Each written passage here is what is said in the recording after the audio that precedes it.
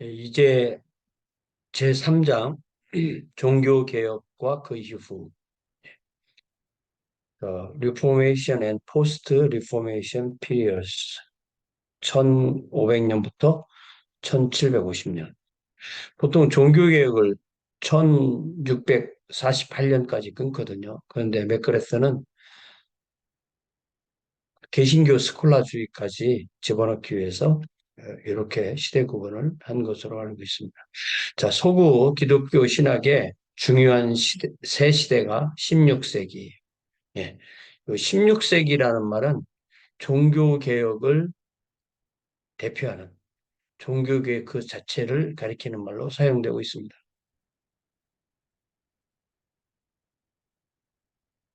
중세에 관련한 기독교 신학은 새로운 형식을 취하게 되었다. 가장 중요한 변화는 종교개혁, 즉 서구 교회를 신앙체계, 도덕성 및 구조에 있어서 더 성경적 토대로 돌이키는 운동이었다.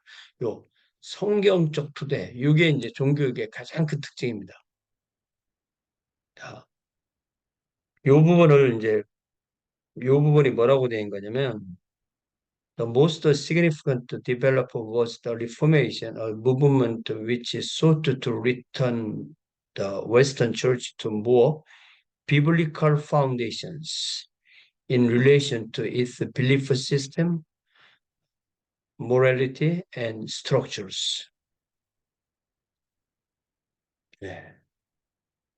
그 개혁으로 처음 유럽에서 한 무리의 개신교회, 클러스터 오브 프로테스탄트 처치스가 형성되었다. 이때 일어난 하나의 중요한 변화는 유럽적 배경, is European context, 유럽의 배경, 변화는 유럽의 배경에서 서구 기독교가 확장된 일이었다. 이게 적자를 너무 쓰면 좀 이상하죠. 유럽의 배경에서 서구 그리스도가 확장된 일이었다. 영국 청교도 공동체, 잉글리시 퓨리탄 커뮤니티스가 매사추세츠만, 예, 미국의 매사추세츠만에 도착하고 스페인과 포르투갈 선교사들이 스페니시 앤 포르투기스 미셔너리스 남미에 도착하면서 기독교는 확장 일로를 걸었고 그 결과 근대에 신학적으로 더욱 중요한 의미를 띠게 되었다. 본 장의 목적은 종교개혁과 관련된 신학적 변화를 살펴보며 그리스도교 신학사에서 획기적인 이 시대를 논하는 것이다. 종교개혁이라는 용어, the term reformation은 마르틴 루서, 홀드리 츠윙글리, 또 장 칼뱅과 같은 인물들을 중심으로 서구 지역에서 일어난 도덕적, 신학적, 제도적 개혁에 관심을 두는 그 지역 운동을 지칭하고자 역사가들과 신학자들이 사용합니다. 초기 1525년까지 종교개혁은 루터와 오늘날 독일 동북부에 위치한 비텐베르크 대학, 마르틴 루서 and the University of Wittenberg in modern day northeastern Germany를 중심으로 한 것입니다. 그러나 이른 1520년대 초 스위스의 취리시에서도 처음에는 독립적으로 그러한 운동이 일어나서 세력을 얻게 됩니다. 일련의 복잡한 발전 과정을 겪은 후 취리 종교개혁은 점차 정치적이며 신학적인 변화를 거치게 되었고 결국은 주네브시 그 당시에 독립적인 도시 국가였지만 지금은 스위스의 한 부분이죠. 와 장칼뱅과 주로 관련을 맺게 되었다. 그러니까 도시로 말하면 비텐베르크, 루서, 그리고 추리히 어,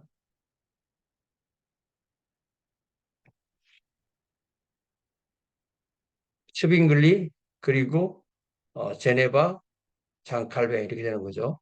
자, 종교개혁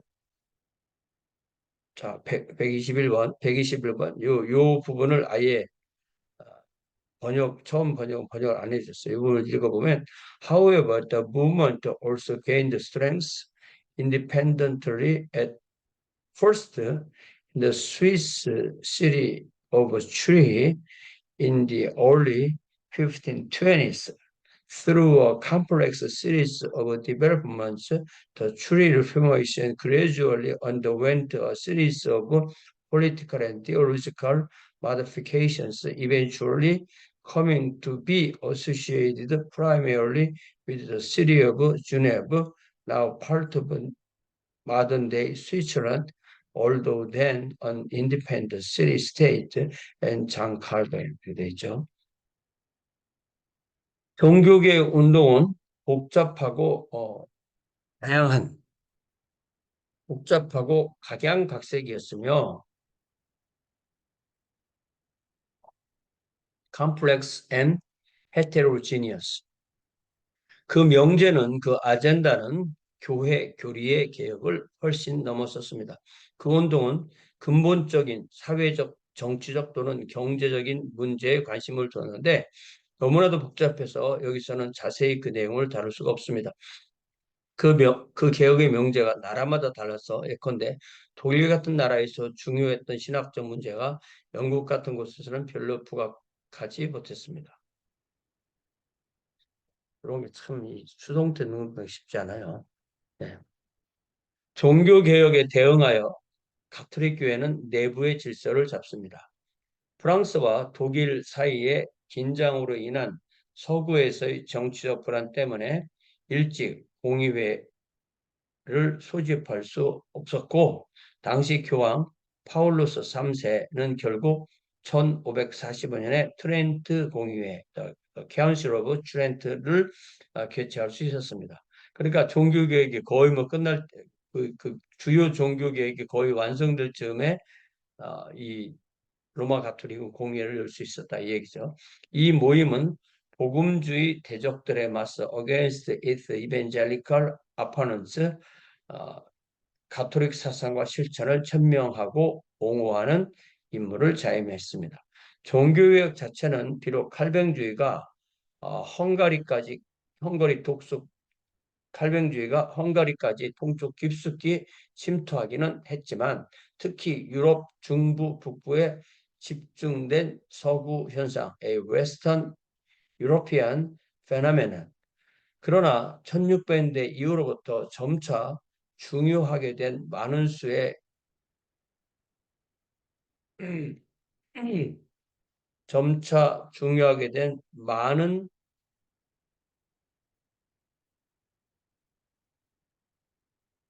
개인의 북미 이민은 이 지역으로 종교개혁 이후에 개신교와 로마 가톨릭 신학을 수출하는 결과를 가졌다.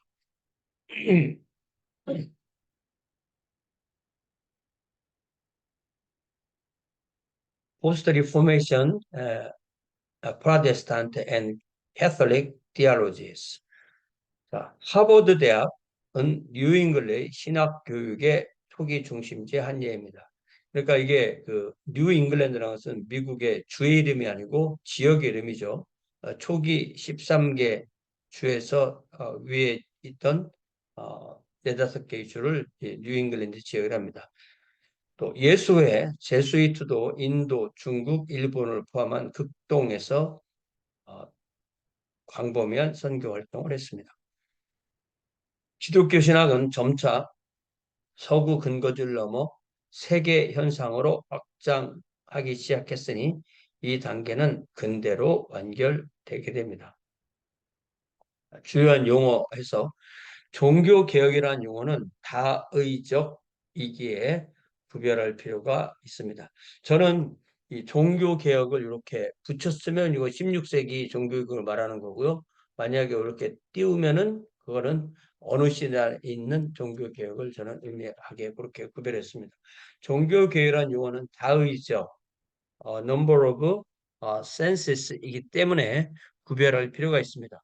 정의상 네 요소가 포함되어 있고 각기 다음과 같이 논술을 하고자 합니다.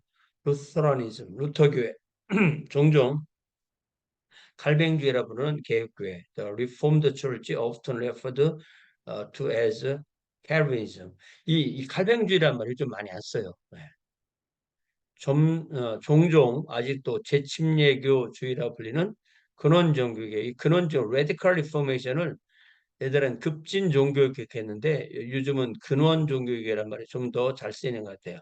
Often still referred as Anabaptism, 그리고 반종교개혁, 다시 말해서 Catholic 종교개혁 and the Counter Reformation or Catholic Reformation. 이 Counter Reformation은 개신교 입장에서 그런 말이고 본인들은 Catholic Reformation인 거죠. 가장 넓은 의미에서 종교개혁은 이 네 운동 모두를 지칭하는 데 쓰입니다. 이 용어는 또한 가톨릭 종교개혁을 제외한 개신교 종교개혁을 뜻하는 좀 더 제한적 뜻으로도 쓰입니다. 이 면에서 이것은 위에서 말한 세 가지 개신교 운동, 루터교, 개혁교, 근원 종교개혁을 가리킵니다. 그러나 많은 학술 저술에서 종교개혁이 관료주도 종교개혁, 관주도 종교개혁, 메지스테리얼. 이 메지스테리아라는 것은 그냥 그 공무원을 의미하는 게 아니라 그 당대의 모든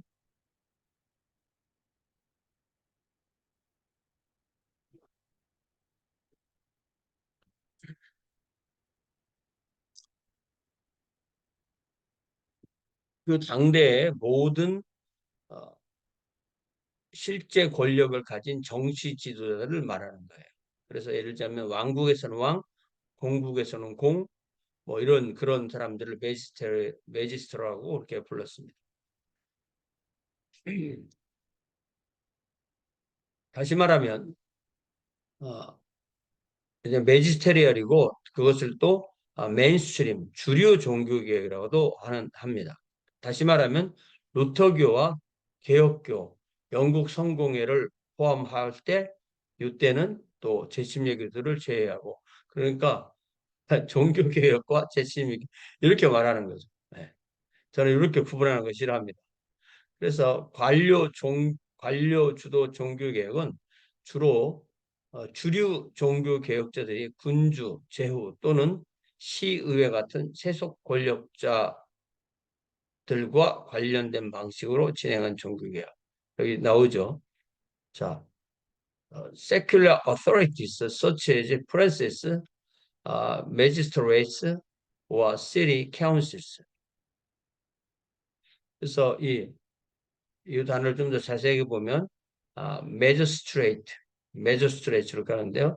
사법권을 가진 행정장관, 지사, 시장, 치안방사를 의미하고 그래서 이 말은 단지 공무원을 의미하는 하급관리가 아닌 한 사람의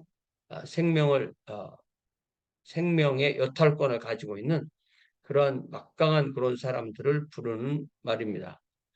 부르는 고위직 정치인을 의미하는 용어입니다. Magisterial Reformation은 한국어로 관주도적 종교개혁, 행정당국 종교개혁으로 주로 번역되고 이 책에서도 뭐 연관 종교개혁 이렇게도 말하는데 요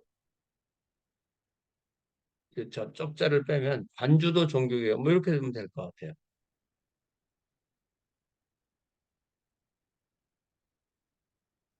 자, 그런 종교개혁자들이 그런 권력자들 이 교회에서 권리가 없다고 여긴 데 비해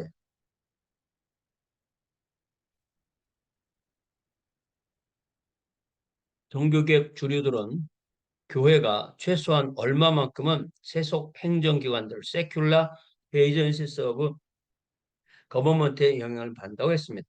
교회가 징계를 하거나 to enforce discipline, 이단을 진압하거나 suppress heresy, 혹은 질서를 유지하는데 or maintain order, 행정관의 권위에 의지할 수 있다는 예. 그러니까 교회를 뭐 성도를 징계하거나 이단을 진압하거나 질서 유지할 때 공무원들이 해준다는 거죠.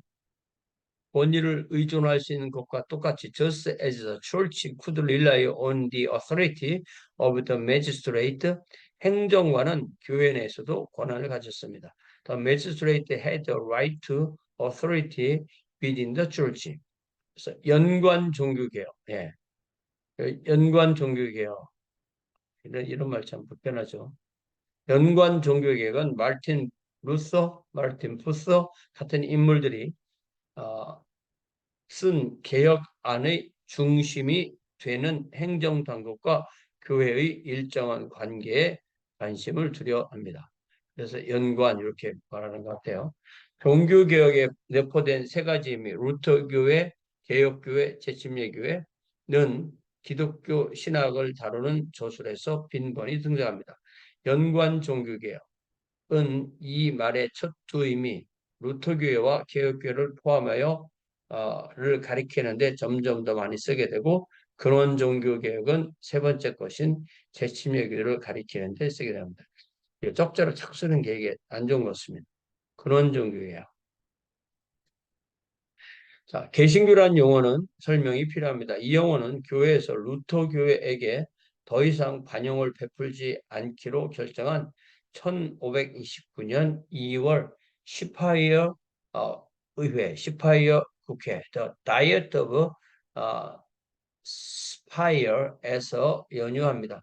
그해 4월 독일의 군주 6명과 14세 도시들은 양심의 자유와 종교 소수파의 권리를 옹호하면서 Freedom of Conscience 그리고 종교 소수파의 권리 The Rights of Religious Minorities 이게 역사라는 게요. 이 마이너리티의 권리가 신장하는 쪽으로 발전하게 되는 것입니다.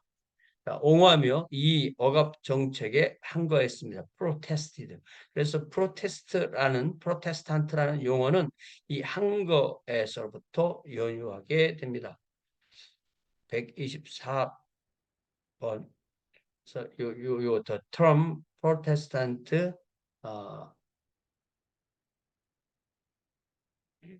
derives from its protest. 이런 문장을 책에서는 빼먹었었어요. 그러므로 1529년 4월 이전의 인물들에게 개신교도라는 말을 쓰거나 또는 이전의 사건들이 개신교 종교개혁을 이룬 것으로 말하는 것은 엄밀하게는 말하면 정확하지 않습니다. 근데 이게 그렇잖아요. 애가 태어나서 뭐 1년 후에 이름을 지었다면 그 이름이 있기 전에 아기도 결국 그 이름으로 부르게 되는 거니까 그렇게 이해를 하면 되는 것입니다. 종교개혁이 시작돼서 1517년인데 이것이 27년 뭐 한 그러니까 한 12년 동안은 오히려 그들을 복음주의자라고 불렀다는 거죠.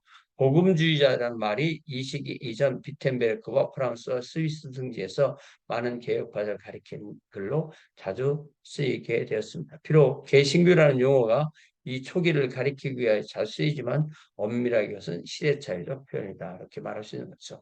An anachronism, anachronism, 시대차. 자, anachronism. 자, anachronism이라는 용어는 헬라어의 에, 아나, 아나백티스 할 때 up against back re와 크로노스. 우리가 이 크로노스는 이제 좀 더 이렇게 객관적인 시간의 흐름을 말하는 시간이죠. 예. 크로노스가 결합된 용어로 연대기적 배열에 있어서 사람, 사건, 사물, 관습 등을 실수 또는 고의로 부정확하게 기술하는 걸 말한다. 실수로 착각을 하든지 고의로 착각하는 매우 일반적인데요. 과거를 100% 정확하게 재생하는 것이 어렵기 때문에 과거의 역사를 다루는 영화, 드라마, 뭐 연극, 미술품, 소설 등 어떤 작품에서도 시대착오적 표현은 너무나 쉽게 들어가게 되고 발견하게 되는 거죠. 때로는 작가들의 몰 이해에 의한 실수로 때로는 독자들의 이해를 돕거나 시류에 영합하기 위해 일부러 오류를 포함시키기도 합니다.